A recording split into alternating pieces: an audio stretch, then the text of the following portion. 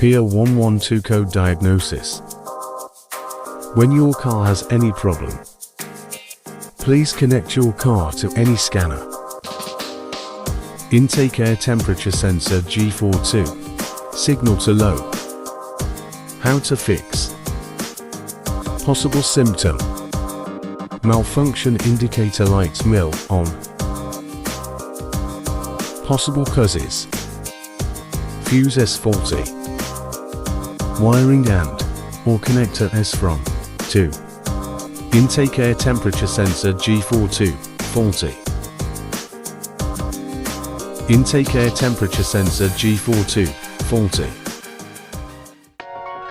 Possible solutions. Check fuse S. Check wiring and or connector S from 2.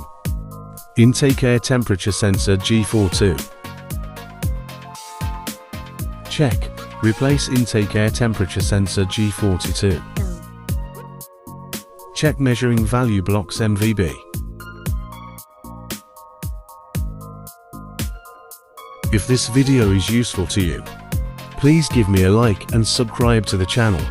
Thank you so much.